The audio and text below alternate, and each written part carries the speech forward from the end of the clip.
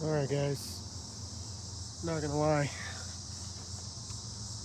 I am extremely discouraged. The last 72 hours or so have been very difficult. Probably the most difficult so far.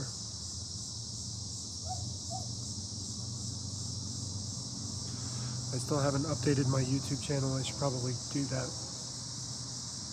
I'm having a real hard time. I'm coming up against a sanity barrier, I think.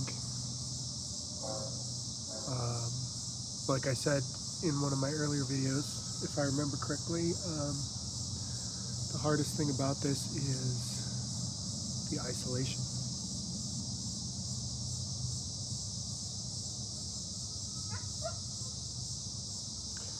And I think it's taking a toll. And I think that's the point. I think there's a reason why they isolate anyone who tells the truth, right? Because no matter what you do, no matter how you fight it, isolation takes a toll on you. And I try to resist. Thankfully, it's not total isolation. Like I go to like a weekly run club,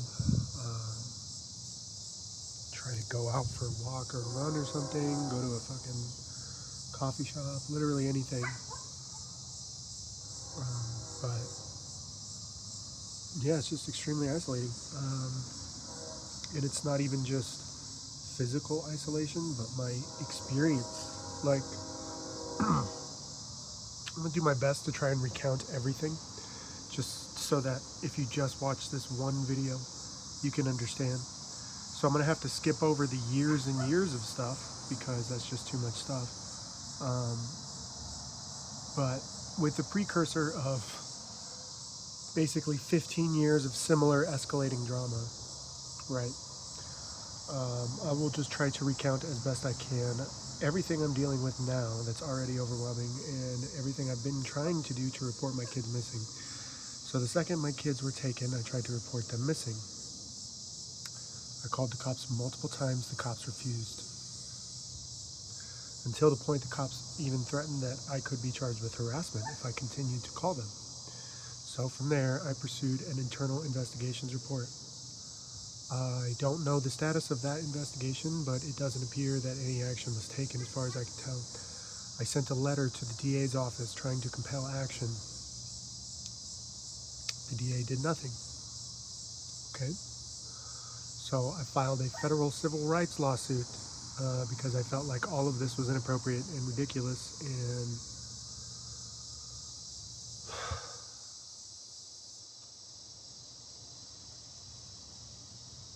I filed an emergency motion in that federal civil rights lawsuit to try and compel the judge to take action.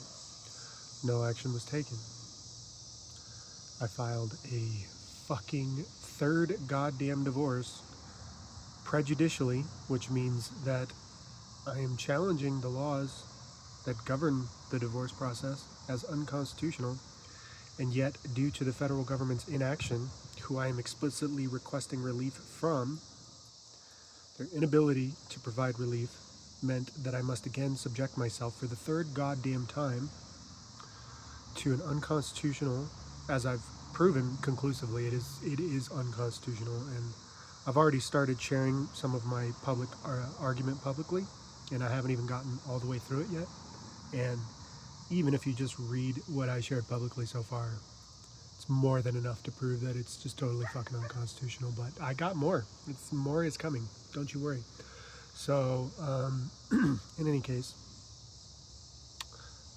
just trying to get action taken for my kids.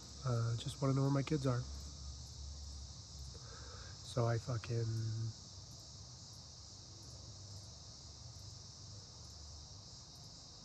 file another goddamn divorce. Try to file an emergency motion in that divorce for custody.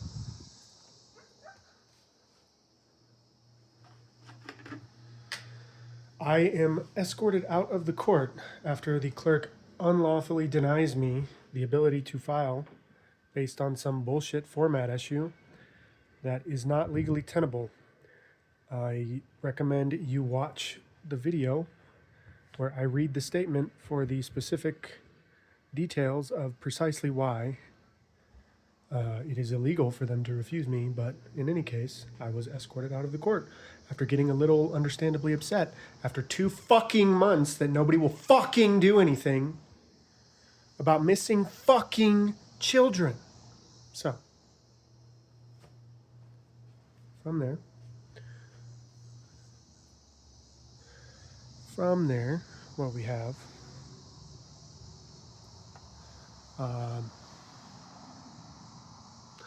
is we have a situation where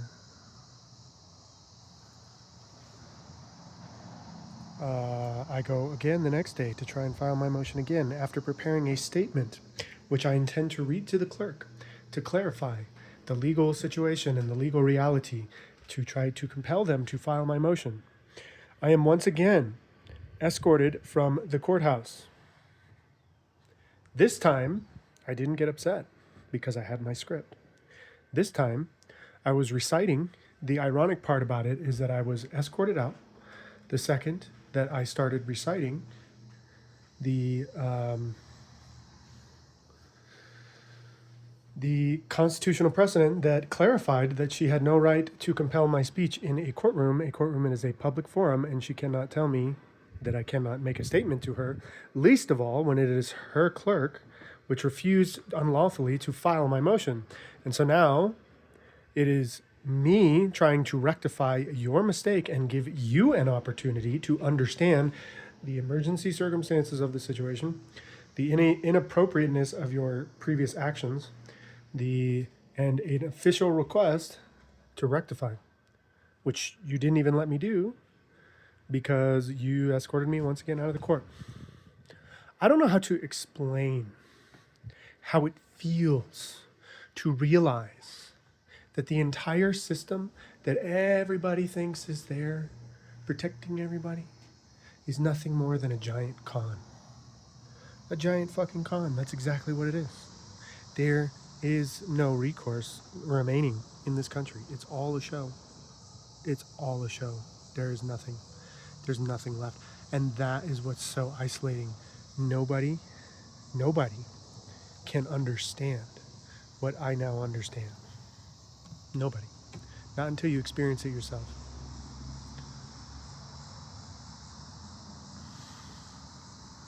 I can go down to the coffee shop. I can go run with my friends at the run club. I still feel alone. Because nobody understands what it is precisely that I'm facing. Imagine taking every possible legal recourse available, including, I left some things out. I also contacted the FBI to try to compel them to take action. And that's why it's so hard because, now here's everything else I've had to deal with in this time.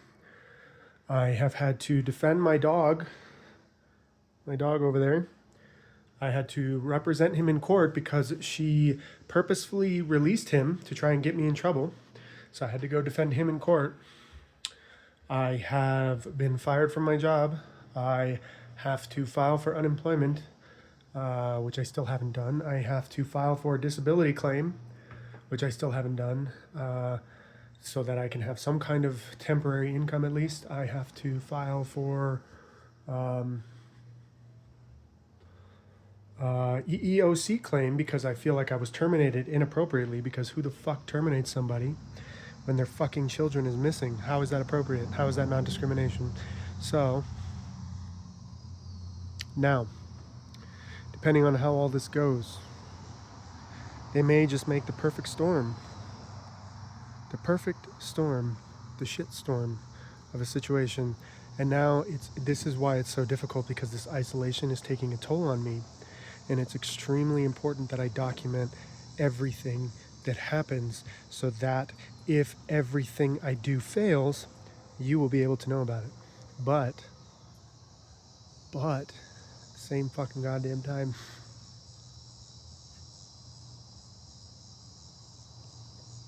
like you might have seen me so far, just kind of stare off into space. Like, this is the effect of isolation. Like, my brain is like shutting off. Like, I don't know how to cope with this. I need... No one will pay attention. Nobody wants to admit the truth, which I actually understand. You know what's so funny is that I've argued with all these people for years about weaponization of empathy, right? And the thing is, I'm a very empathetic person.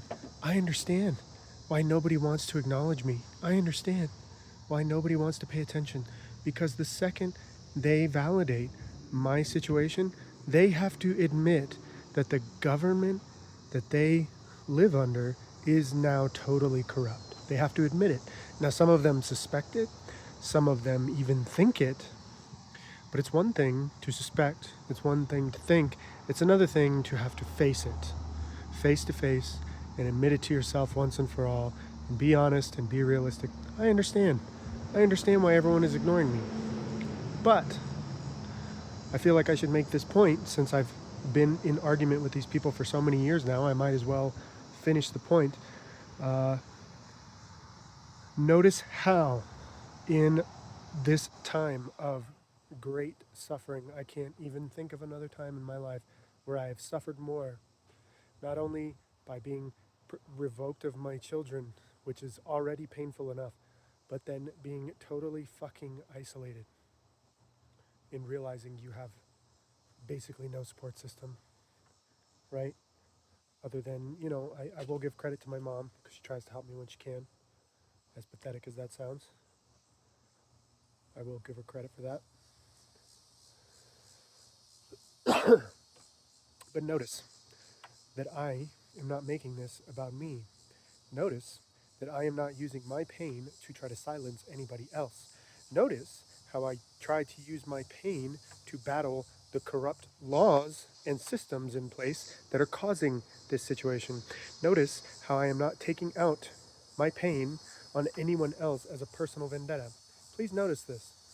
Please understand that when I've been arguing with you for the last, I don't even know how many fucking years now, that I've been quite earnest in belief that there is no place in society for the weaponization of empathy. There isn't, because it doesn't do any good. What would it do me right now? To just start crying and complaining and telling you it's all your fault for not paying attention to me. Wouldn't do any good. Wouldn't do anything. And I guess I just wanted to make that point just because it's been something I've been fighting against for a long time now. But in any case, fucking losing my mind, trying not to. Don't know what to do. Maybe I'll contact a therapist just to have somebody to fucking talk to, I suppose. I don't really think therapists can help too much, though. I've actually had a lot of therapists, and they don't really help that much. Because they're just trying to get paid. I actually had a friend who went to school for psychology, and one of his professors straight up told him, just remember, you're there to get paid. You're not there to help people. So I think that kind of tells you all you need to know. And that is part of the thing I think people don't want to accept. The legal system is not there to help you. The medical system is not there to help you. The education system is not there to help you. All of these systems that you're constantly being told are there to protect you and keep you safe are not there to help you. They are there to do this to you, to do what is being done to me, to isolate you if you ever dare to step out of line. That is what they are designed to do. Oh, you're going to demand that your constitutional rights be respected? No, we can't have that. Can't have that.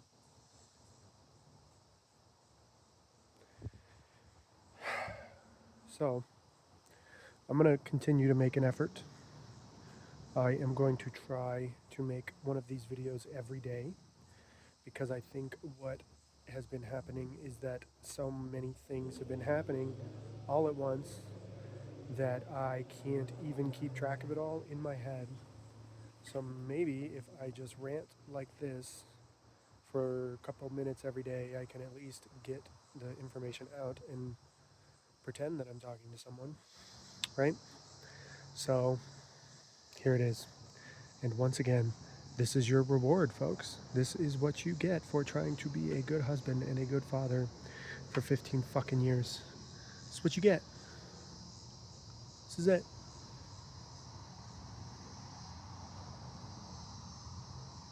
You call this justice? No, this is not justice. This is a perversion of justice. Am I perfect? No. Do I deserve this? No. Does anyone deserve this? No. It's cruel and unusual punishment. Total and complete social isolation when you're already dealing with deprivation of your children. I would never do that to anyone. That's evil. If I had an enemy, I would just kill them before I did that to them. That's just evil. It's cruel. There's no purpose for any of this. There's no way to justify any of it. And yet, the system will undoubtedly try to justify this set of circumstances. They have to. They have to defend themselves. Even the judge himself is not ready to admit that the entire system in which he is acting is not there to protect anybody. It's not there to protect my rights or his rights or anybody else's. He's not ready to admit that to himself, so he will fight me. He will try to justify this situation to me as an insult. As a final insult to injury, they will try to justify my suffering, which I know is unjustified, because it is not justifiable. There is no way to justify this level of suffering for any reason. It is not necessary. It is not humane. We're going to talk about human rights. There are no human rights. I'm proof. People in Gaza are proof. There are no human rights.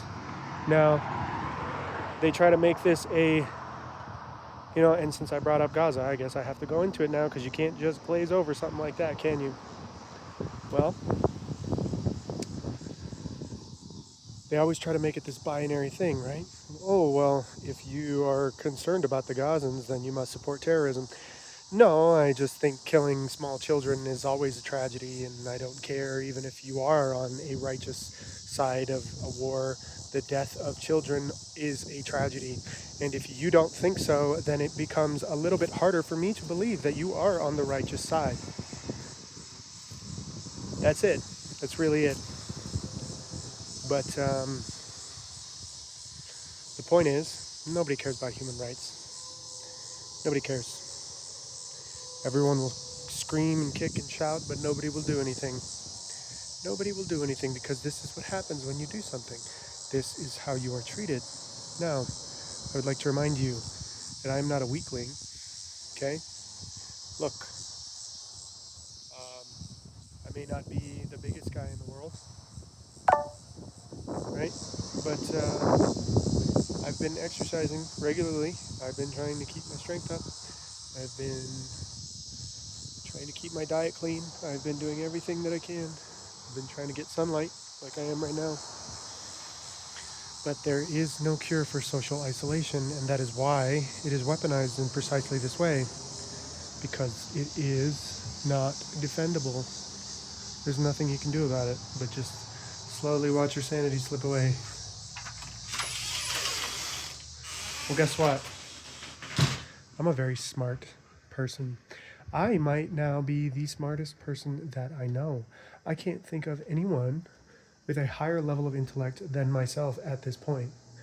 Now, I don't know everyone in the world, and I know there are some very smart people out there. My point is not to ingratiate myself or glorify myself. My point is this. I will find a way to make this hurt the people that are doing this to me. I will find a way for this information to get out.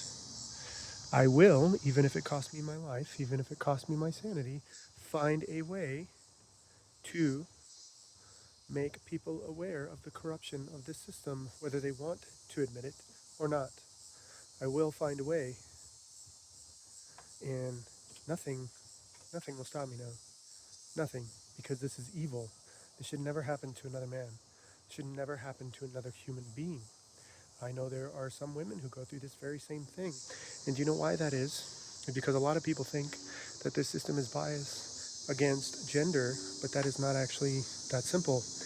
The system does seem biased against gender, but what it is actually biased against is competence, is stability.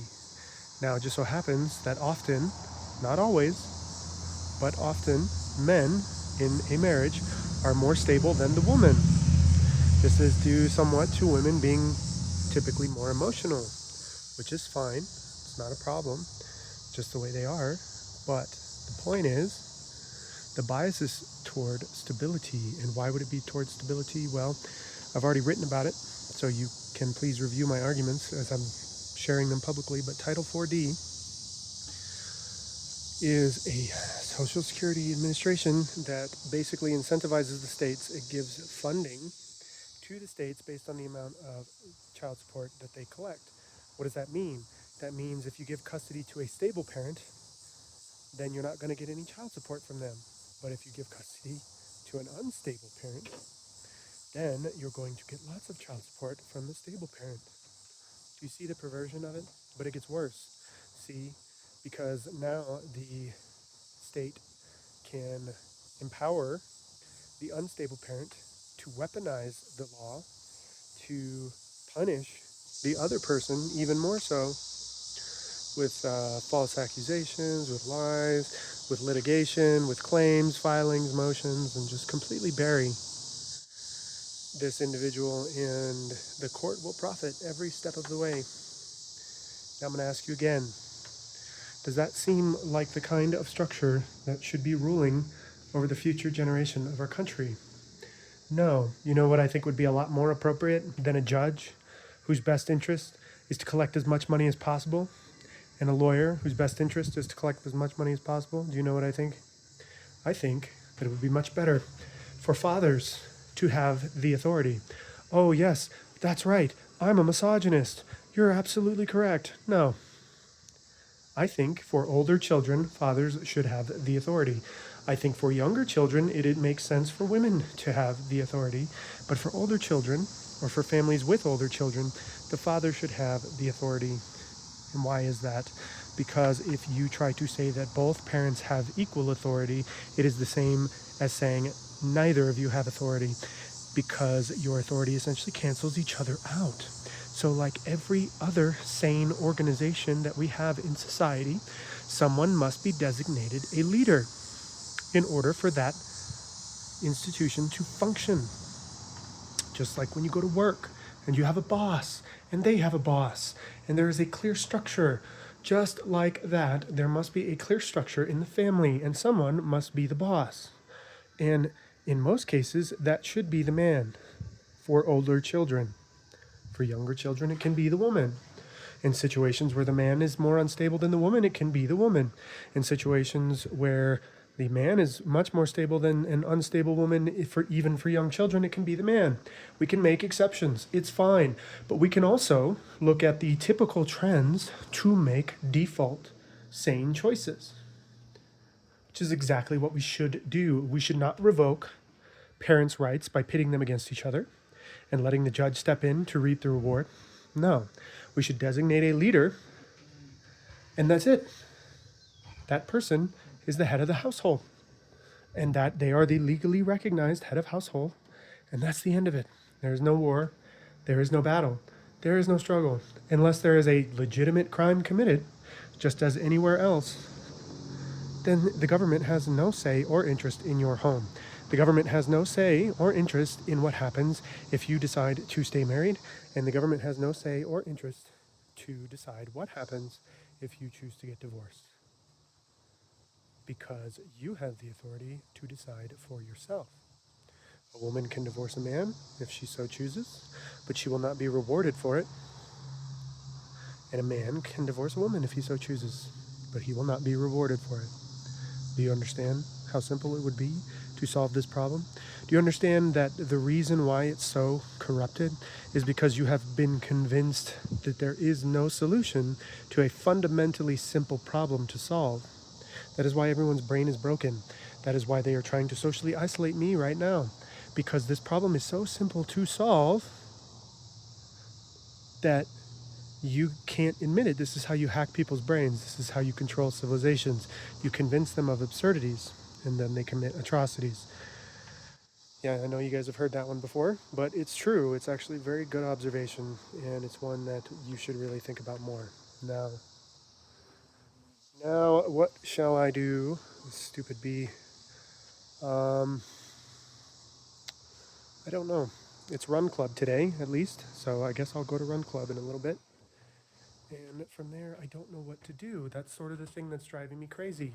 I've tried to file my motion 2 days in a row. I tried to call several lawyers today to see if they would help me file my motion. I didn't get a hold of anybody, so now I feel like I've wasted the day, which doesn't feel very good, considering I wanted this emergency motion filed days ago. So, what do? I don't know.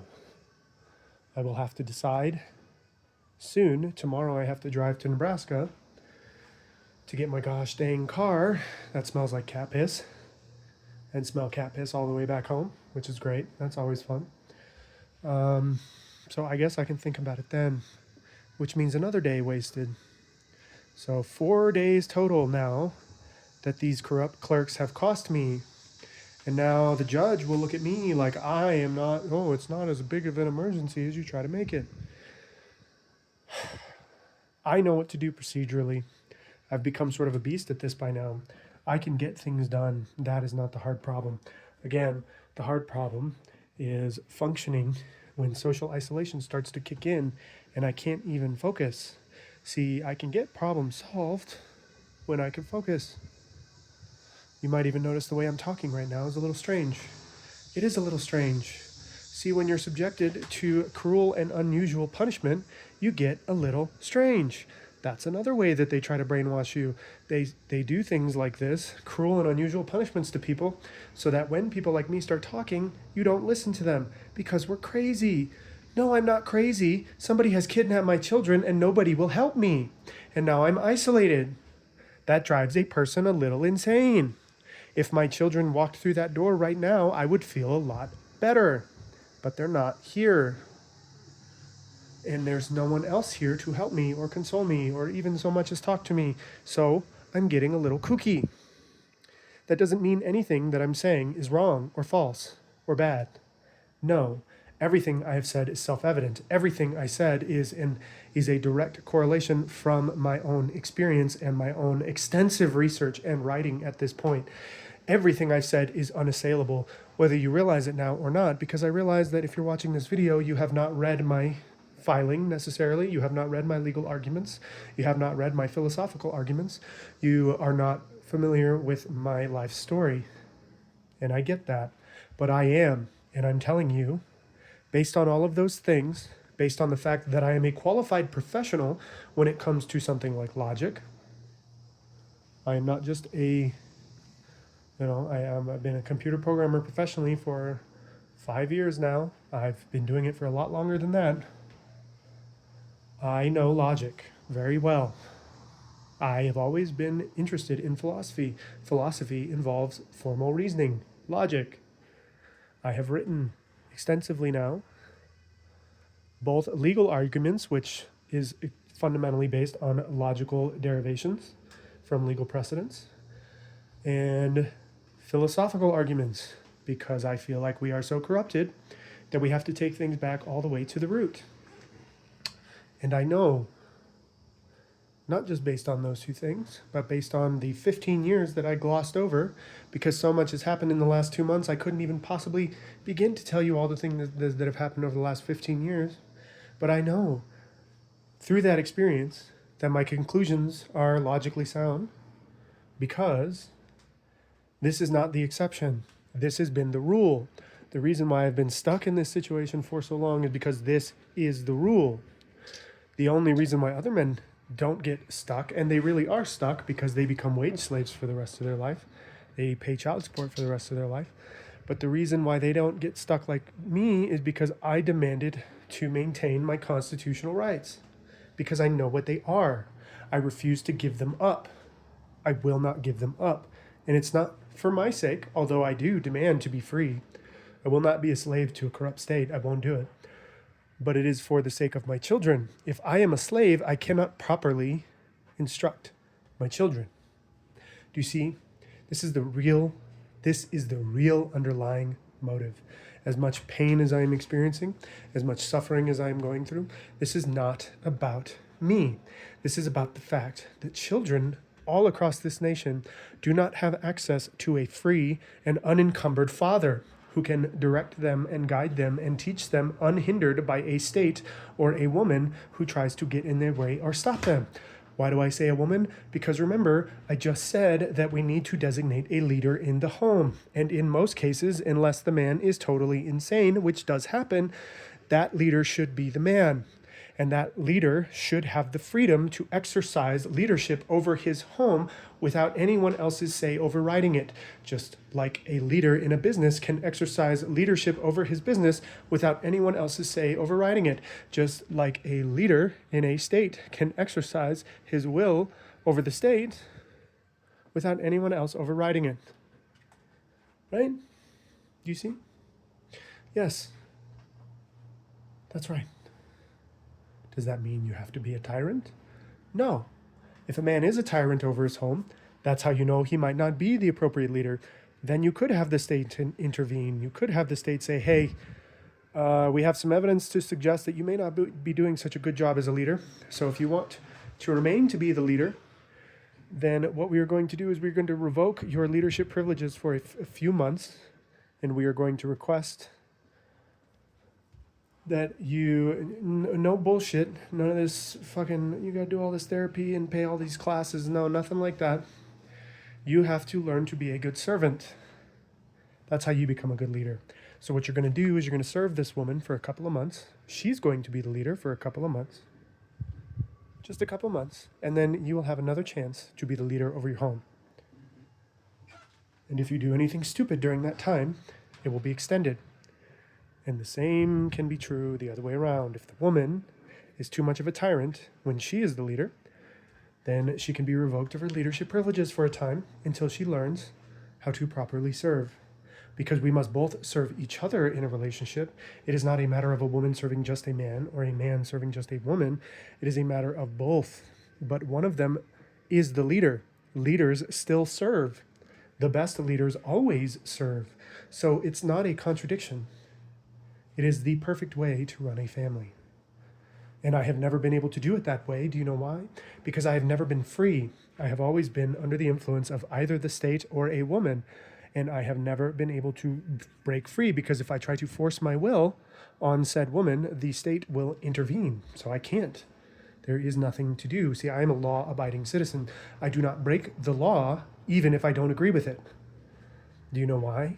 Because that is justice, that is respect for the rule of law.